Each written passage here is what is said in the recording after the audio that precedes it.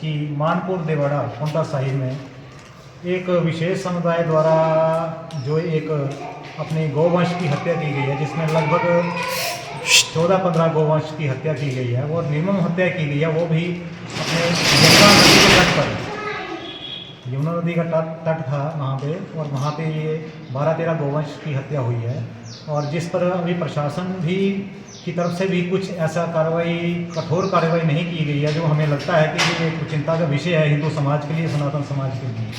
और जैसा कि जो जगह है वहाँ पे मानपुरा में, वो लगभग कुछ किलोमीटर की दूरी पर वहाँ पे पुलिस स्टेशन भी है, और साथ में वहाँ पे गुरुद्वारा साहिब है, जो वहाँ पर यमुना नदी का जो जल है वो गुरुद्वारा साहिब से होता हुआ वहाँ तक जाता है, जिससे कहीं ना कहीं इन्होंने मतलब पूरा सोचे समझे षड्यंत्र के तहत वहाँ के जल को दूषित किया है। और ऊपर से अभी हमारे चैत्र नवरात्रे चल रहे हैं यहाँ पे, जिसे इन्होंने मतलब पूरा अपनी तरफ से पूरी कोशिश की है कि हिंदू समाज के, सनातन समाज के एक धर्म के ऊपर एक अच्छा खासा घात है। और हम यही अपेक्षा करते हैं अपने समाज से और अपने जितने भी प्रशासन है उनसे यही मांग करते हैं कि इसके ऊपर अगर कठोर से कठोर कार्रवाई करें।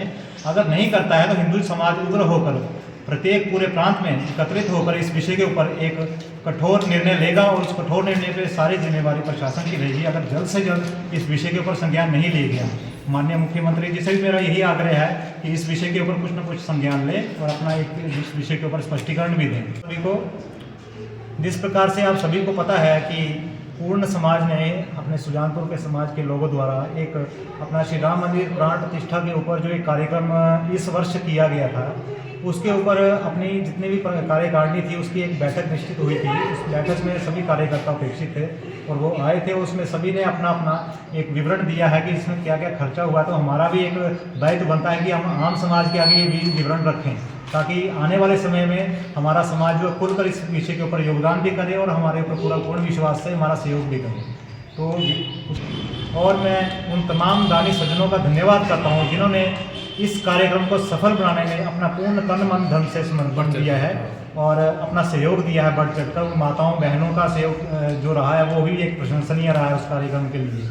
और हमारे पूर्ण कार्यकर्ताओं का उससे जो मनोबल बढ़ा है, उस दृष्टि से हम अगले आने वाले समय में इसको और बढ़ चढ़कर करने का प्रयास करेंगे, ताकि हमारी आम जनता, हमारा समाज और हमारे जो बच्चे हैं उस चीज़ को एक देखकर एक कम से कम अपने सनातन समाज की तरफ झुकाव हो उनका।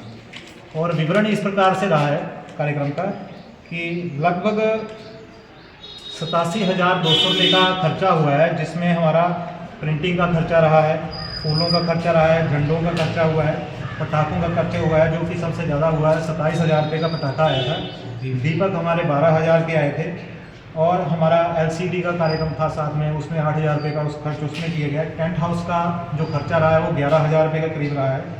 खाना था, हमारे दोपहर का महिलाएं माताएं आई थी, उनके लिए खाना रखा गया था जिसमें 3,000 का खर्चा आया था।